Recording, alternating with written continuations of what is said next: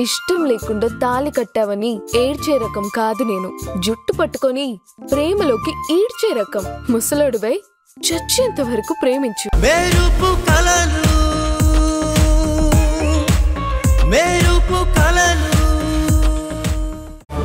నిజానిజాలు తెలుసుకుని దొంగెవరో దొరెవరో కనిపెట్టే జ్ఞానం ఉంటుంది. మీకు అది లేనందుకు సిగ్గుపడండి. చూసారా ఈ అమ్మాయి పొగరు? వీళ్ళ నాన్న చేసింది తప్పని రిపోర్ట్ ఇచ్చినందుకు మన గవర్నమెంట్ ఆఫీసర్లందరినీ కుక్కలతో పోలుస్తూ మనకి జ్ఞానం లేదంటుంది. మీరేం మాట్లాడరేంటి? ఏంటమ్మా కాస్త కూడా మర్యాద లేకుండా మాట్లాడుతున్నావు? మేము మరీ అంత చీప్గా కనబడుతున్నామా? గవర్నమెంట్ ఎంప్లాయ్ అంటే అందరికీ జోక్ అయిపోయింది.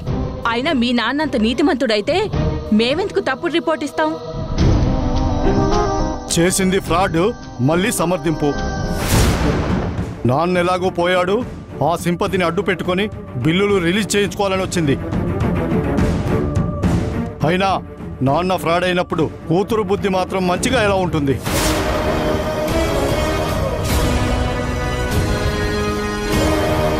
నేను అన్నది అందరినీ కాదండి, అవినీతికి అలవాటు పడినా ఈలాంటి వాళ్ళని.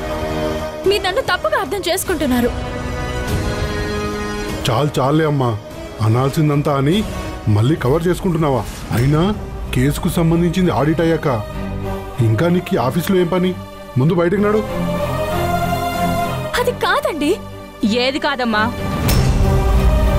మర్యాదగా బయటకు వెళ్తావా? పోలీసులకు ఫోన్ చేసి బయటికి గెంటించమంటావా?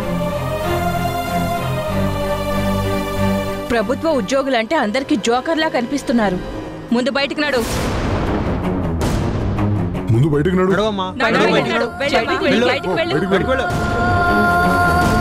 ఎంత చెప్తున్నా అర్థం కావడం లేదా? నడు బయటికి. వెళ్ళు, చెప్పేది నీకే. వెళ్ళు వెళ్ళు వెళ్ళు. అమ్మో, ఈ అమ్మాయి వచ్చి ఇంత గొడవ చేసిందంటే ఎంత దూరమైనా వెళ్తుంది. అర్జెంటుగా ఈ విషయం రాహుల్ బాబుకి చెప్పాలి.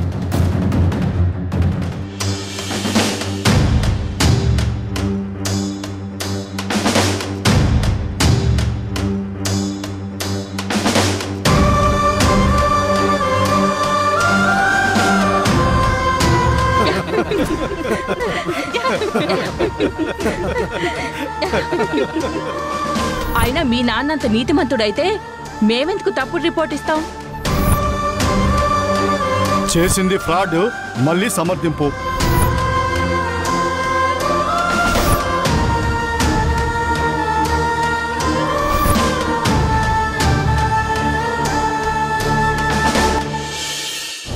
అయ్యో, ఇప్పుడేం వంట చేయాలి?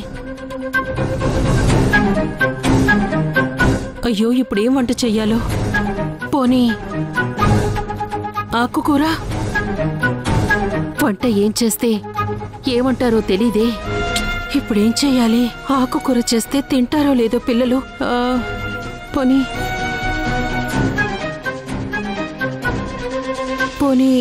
వంకాయ కర్రీ. అత్తయ్య, ఏం చేస్తున్నావు? వంట చేద్దాం అనుకుంటున్నాను సంగీత, కానీ ఏం చేయాలో అర్థం కావడం లేదు. నువ్వు సమయానికి వచ్చావు. చెప్పమ్మా, అమ్మకి అక్కకి నీకు ఏమిష్టమో చెప్పు, అవన్నీ నేను చేసి పెడతా. అయ్యో అత్తయ్య, మీకేం చేయాలనిపిస్తే అది చేయండి. ఇలా తల ఒక్కొక్కటి చేస్తే ఎలా? అది కాదమ్మా, పొద్దున కూడా వాళ్ళేమీ సరిగ్గా తినలేదు. ఎప్పుడైనా వాళ్ళకిష్టమైంది వండి పెడదామని.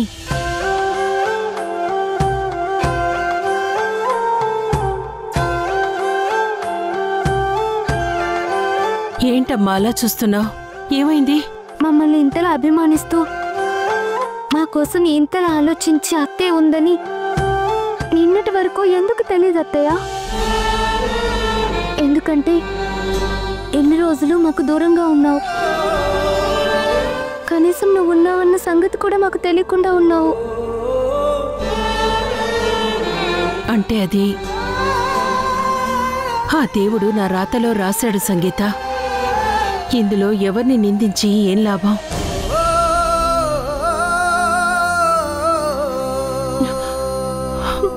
అత్తయ్య,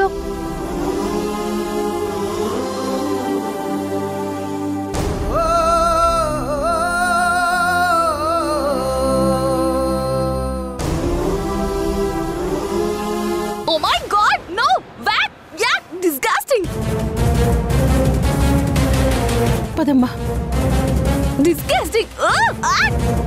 ఏంటి బేబీ ఏమైందమ్మా ఏమైందమ్మా ఎందుకు అలా అరిచావు ఏమైంది ఏమవ్వడమేంటి? స్నానం చేయడానికి బాత్రూమ్కి వెళ్ళాను. అసలు అది బాత్రూమేనా? ఎలా ఉందో తెలుసా? సర్లే అడ్జస్ట్ అవుదాం అనుకుంటే వేణీళ్ళు రావడం లేదు. వేణీళ్ళు రాకుండా స్నానం ఎలా చేయను? వేణీళ్లు రాకపోవడం ఏంటమ్మా? అరెరే గీజరు స్విచ్ ఆఫ్ చేసుందమ్మా. వేణీళ్లు కావాలంటే స్విచ్ ఆన్ చేయాలి కదమ్మా, లేకపోతే వేణీళ్ళు ఎలా వస్తాయి? నా కూతుళ్ళకి వేణీళ్ళకి గీజర్ స్విచ్ వెయ్యాలన్న సంగతి కూడా తెలియకుండా పెంచాను. హా, ఏమున్నా పని మనుషులే అన్ని అరేంజ్ చేసేవాళ్ళు. కానీ మాకిలాంటి దరిద్రమైన బతుకొస్తుందని తెలియదు కదా. మమ్మీ నాకు బాడీ సోప్ షాంపూ కావాలి. సోపు బాత్రూంలోనే ఉందమ్మా, షాంపూ ఇస్తానుండు.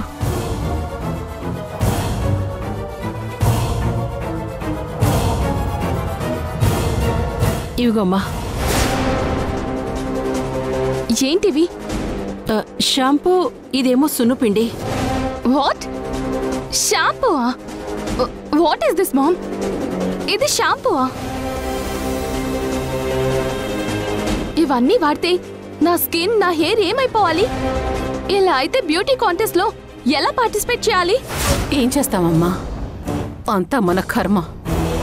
మా ఇంటికి రండి అని కాళ్ళ మీద పడ్డం కాదు, వచ్చిన వాళ్ళ అవసరాలేంటో కనుక్కొని వాటిని తీర్చడం కూడా తెలియాలి. కానీ ఇక్కడ ఎవరికి మన గురించి పట్టించుకునే తీరికే లేదు. ఇలాంటి చీప్ షాంపూలు సున్నిపిండులు వాడడం కుదరదు.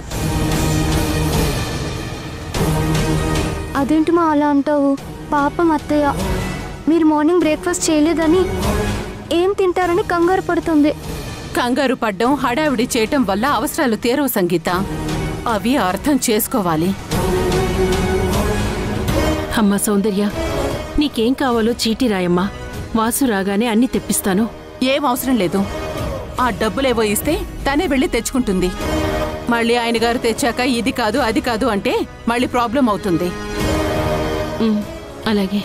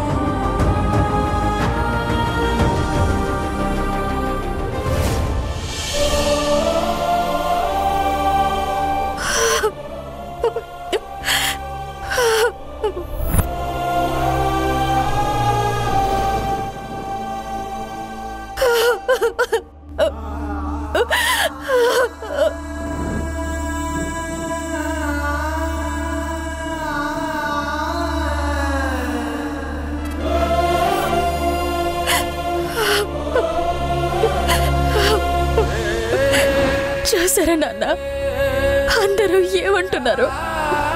మీరు ఫ్రాడ్ చేశారు, అందరినీ చీట్ చేశారు అంటున్నారు. అది విని నేను తట్టుకోలేకపోతున్నాను నాన్న.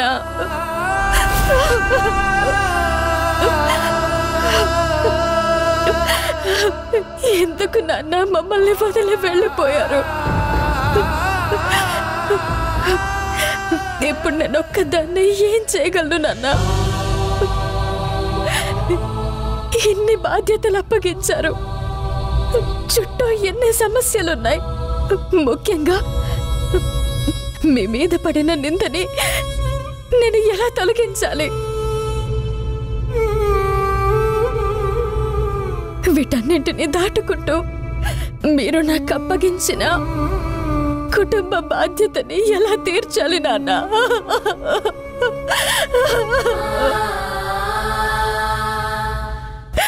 ఎలా నాన్న ఇన్ని సమస్యల వలయంలో నన్ను ఒంటరిగా వదిలేసి వెళ్ళిపోయావు? ప్రతి పనిలో నీకు తోడుగా ఉన్న నన్ను నీ చావులో కూడా తీసుకువెళ్లాల్సిందే. కానీ మీరు అలా చేయకుండా మీరు మాత్రమే వెళ్ళిపోయి నన్ను ఈ కష్టాల సడుగుండల్లో వదిలేశారా? వీటన్నింటినీ తట్టుకుంటూ కుటుంబ బాధ్యతల్ని ఎలా మోయాలో నాకు అర్థం కావట్లేదు నాన్న. నాకు పిచ్చెక్కుతుంది నాన్న. నా చుట్టూ ఇంతమంది మనుషులున్నా నేను ఒంటరిగా ఉన్నానన్న ఫీలింగ్ వచ్చింది. ఈ ప్రపంచం అంతా ఇంత వెలుగుతో నిండి ఉన్నా నేను మాత్రం కటిక చీకట్లో ఉన్నానన్న అనుభూతి కలుగుతుంది. ఈ ప్రపంచం అంతా ఇంత వెలుగుతో నిండి ఉన్నా నేను మాత్రం కటిక చీకట్లో ఉన్న అనుభూతి కలుగుతుంది. నాకంటూ ఎవరూ లేరు ఈ ప్రపంచంలో. ఎందుకు నాన్న నన్ను ఒంటరిదాన్ని చేసి వెళ్ళిపోయావు? నేను ఒక్కదాన్ని ఏం చేయగలను నాన్న? అన్నింటిలో తోడుంటానని, అన్ని సెట్ చేస్తానని చివరికి ఒంటరిదాన్ని చేసి వెళ్ళిపోయావు నాన్న. ఎందుకు వెళ్ళిపోయావు నాన్న? ఎందుకు వెళ్ళిపోయావు? ఎందుకు వెళ్ళిపోయావు?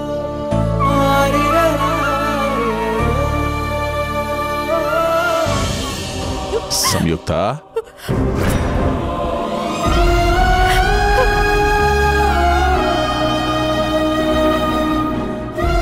నాన్న, నాన్న, నాన్న. ఏంటమ్మా అలా చూస్తున్నావు? మీ నాన్ననే. నాన్న, ఎందుకమ్మా కన్నీళ్ళు?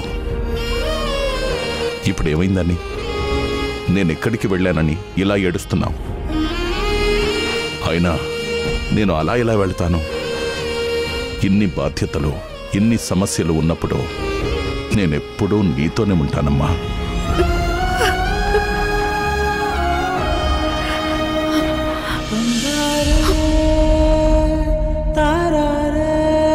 కానీ మమ్మల్ని వదిలి వెళ్ళిపోయారు కదా నాన్న. భౌతికంగా శరీరాన్ని వదిలి నేను వెళ్ళానమ్మా. అంతేగాని నా మనస్సు, నా ఆలోచన, నా ఆత్మ అంతా ఎప్పుడూ నీ చుట్టూనే ఉంటాయి. నా శరీరం మాత్రమే బూడిదైంది. కానీ నీ అడుగులో, నీ ఆలోచనలో, ప్రతి దాంట్లోనూ నీకు తోడుగా, నీకు నీడగా ఎల్లప్పుడూ నీ వెనక నేను నడుస్తూనే ఉంటానమ్మా. నువ్వు ఒంటరి దానివి కాదు సంయుక్త. నీ వెనక నేనున్నా. నువ్వు వేసే ప్రతి అడుగు నిన్ను విజయం వైపు నడిపిస్తుంది. నేను కన్న కలలు, నాకున్న బాధ్యతలు, ఇప్పుడొచ్చిన సమస్యలన్నిటిలోనూ నీ వెనక నీ నీడలా ఉంటూ నీ ద్వారా వాటిని నేను నెరవేరుస్తానమ్మా. నువ్వు ఎప్పుడూ ఒంటరిదానివి కాదు. నీ పక్కన నేనున్నాను. నువ్వు ధైర్యంగా ముందుకు వెళ్ళమ్మా. ధైర్యంగా ముందుకు వెళ్ళు.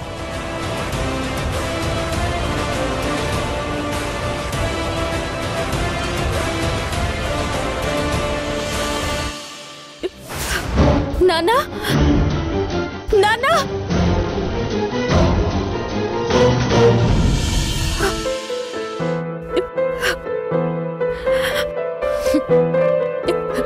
నువ్విచ్చిన ఈ ధైర్యంతో, నువ్విచ్చిన ఈ భరోసాతో ప్రపంచాన్ని జయిస్తాను నాన్నా. నువ్వు నన్ను నడిపిస్తావన్న నమ్మకం నాలో వచ్చింది. Thank you so much. నేను ఇక ఒంటరిదాన్ని కాదు, నువ్వు నాకు తోడున్నావన్న ధైర్యం వచ్చింది. ధైర్యం వచ్చింది.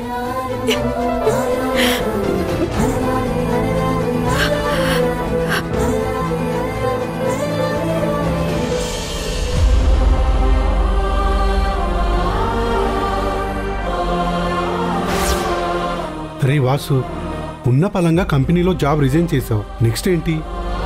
చూడాలరా. పోనీ మంచి రెప్యుటేషన్ ఉన్న న్యూస్ ఛానల్లో రిపోర్ట్ చేయడానికి జాబ్స్ ఉన్నాయి. అక్కడ ఉన్న వాళ్ళలో నాకు బాగా తెలిసిన వాళ్ళు కూడా ఉన్నారు. అక్కడ జాయిన్ అవుతావా? లేదురా, నేనిక ఏ కంపెనీలో జాబ్ చేయాలనుకోవడం లేదు. ఫ్రీలాన్సింగ్ జర్నలిజం చేద్దాం అనుకుంటున్నాను. ఫ్రీలాన్స్ చేస్తే నువ్వు అనుకున్నంత డబ్బులు సంపాదించలేవురా. అదే జాబ్ అంటే నెల కాగానే అకౌంట్లో శాలరీ వచ్చేస్తుంది. కానీ ఫ్రీలాన్స్ చేస్తే న్యూస్ దొరికినప్పుడే అమౌంట్ వస్తుంది. అది కూడా నీ ఖర్చులకి అంతే. అది నాకు చాలరా. ఇలా ఒక్కరి కింద పనిచేస్తే ఆత్మాభిమానం చంపుకుని పనిచేయాల్సి వస్తుంది. నేను అలా పనిచేయలేను. సరేరా, చూడు మరి నీకేది కరెక్ట్ అనిపిస్తే అది చెయ్యి. సరే.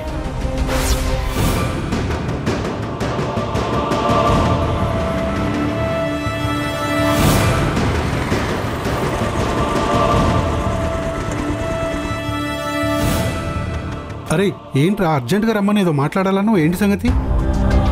ఏం లేదురా, ఇంతకుముందు ఏదో జాబ్ ఉందన్నావు కదా, దాని గురించి మాట్లాడదామని కాల్ చేశాను. నేనెప్పుడు చెప్పానురా? రే అదేరా, నేను రిజైన్ చేసిన తర్వాత రోజు కలిసినప్పుడు చెప్పావు కదా, నేను జాబ్ చేయను ఫ్రీలాన్సర్గా చేస్తానని చెప్పాను కదా. ఓ అదా. అరే నువ్వు రిజైన్ చేసి 15 రోజులు అవుతుంది. ఇప్పటి వరకు ఆ జాబ్ ఎందుకుంటుంది చెప్పు? ఇప్పుడున్న కండిషన్లో డేట్ మారేలోపు జాబ్లు అయిపోతున్నాయి. అది ఎప్పుడో అయిపోయి ఉంటుంది. అయినా నువ్వు జాబ్ చేయనన్నావు కదరా, ఫ్రీలాన్సర్గా ఏదో చేసుకుంటానన్నావుగా, దానికి సంబంధించిన ఏర్పాట్లు కూడా చేసుకున్నావు. మళ్ళీ ఏమైంది మామా?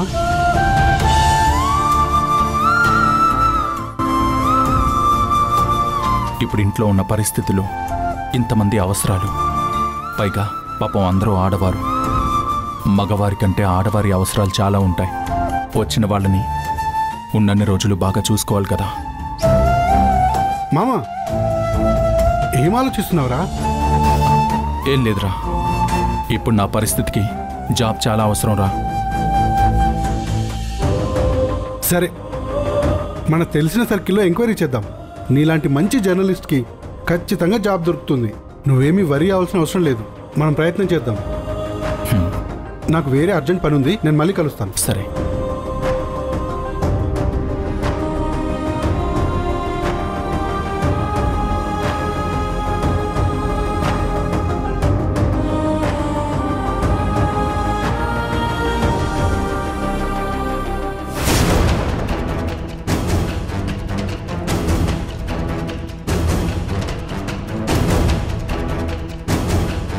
బాబు బాబు ఏంటి ఆడిటర్, ఏదో టెన్షన్లో ఉన్నట్టున్నారు, ఏమైంది? ఏమవటం ఏంటి బాబు? ఆ భరద్వాజ్ కూతురు ఈరోజు ఆఫీస్కి వచ్చి రచ్చ రచ్చ చేసింది. అందరం కలిసి ఏదో అదరగొట్టి పంపించాం కానీ లేదంటే శివంగిలా దూకుతుంది. ఏంటి ఆడిటర్, మీరు ఒక గవర్నమెంట్ ఆఫీసర్ అయి ఉండి ఇలా మాట్లాడుతున్నారు? ఆవిడ్ని తక్కువ అంచనా వేయడానికి వీల్లేదు బాబు. ఆవిడ వచ్చి మాట్లాడుతుంటే ఆ భరద్వాజే వచ్చి నా ఎదురుగా నిల్చుని నిలదీసినట్టుగానే అనిపించింది. చాలా పవర్ఫుల్ లేడీలా ఉంది బాబు. వాళ్ళ నాన్న తప్పు చేయలేదని నిరూపించడానికి ఏమైనా చేసేలా ఉంది. ఇక నా వల్ల కాదు బాబు. నాన్నగారికి చెప్పి నన్ను ఎక్కడికైనా ట్రాన్స్ఫర్ చేయించి నా సంగతి ఏంటో కొంచెం చూడండి బాబు. అరే ఆ అమ్మాయి మాట్లాడుతుంటే, ఆ మాటల పదును చూస్తుంటే భరద్వాజ్ ఆశయాలకి పట్టుదలకి నిలువుటద్దంలో అనిపిస్తుంది బాబు. చూడండి బాబు, ఒకవేళ నన్ను మీరు ట్రాన్స్ఫర్ చేయించకపోతే నేనే నా జాబ్కి రిజైన్ చేసి వెళ్ళిపోతాను. ఇక్కడ మాత్రం ఉండలేను. ఒక ఆడదాన్ని చూసి అంతలా భయపడిపోతున్నారు, నువ్వే మొగాడివి. ఆడదాన్ని అంత తక్కువగా చూడకు రాహుల్. అవసరమైతే ఒక మెట్టు పైన ఉంచి చూడాలి. అప్పుడే మనకు ఒక క్లారిటీ ఉంటుంది. ఆడదాన్ని వంటింటి కుందేలు అనుకున్న రోజుల్లోనే వాళ్ళు అద్భుతాలు చేసి చూపించారు. అలాంటిది ఇలాంటి రోజుల్లో వాళ్ళు ఏవైనా చేయగలరు.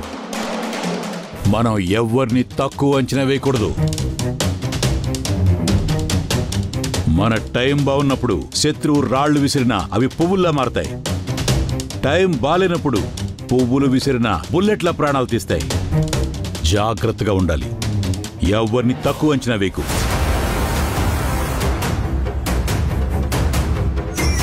మీరు చెప్పింది నాకు అర్థమైంది dad.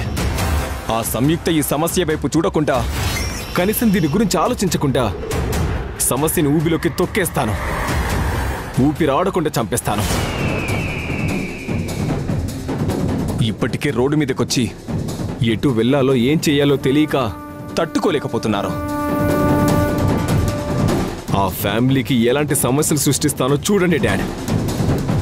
Just wait and see.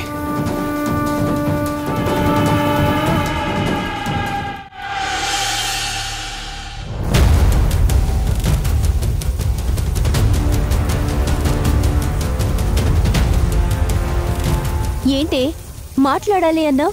ఏంటి? ఏం లేదు, ఊరికి ఒకసారి కలుద్దామని రమ్మన్నాను.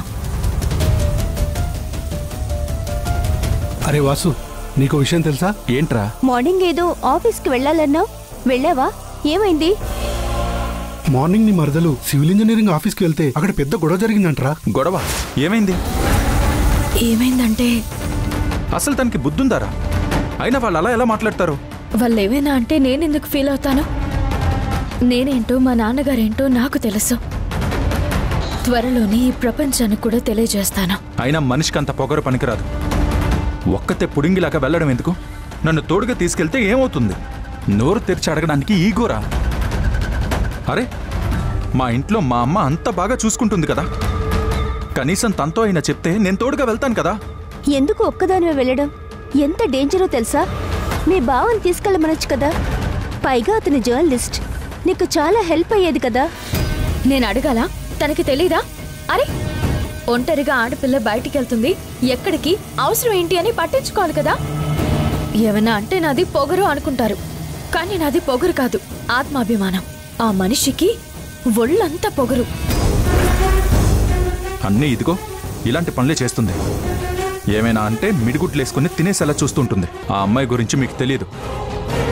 ఆ అమ్మాయికి ఉన్నదే పొగరు, ఈగో. అదేంటమ్మా అలా అంటావు? మీ డాడీ మీ జీవితాల్లోకి రాకముందే నా జీవితంలో ఉన్నాడు. వీడు నా తమ్ముడు. నా తమ్ముడి ఫోటో నా ఇంట్లో పెట్టుకునే హక్కు కూడా నాకు లేదా?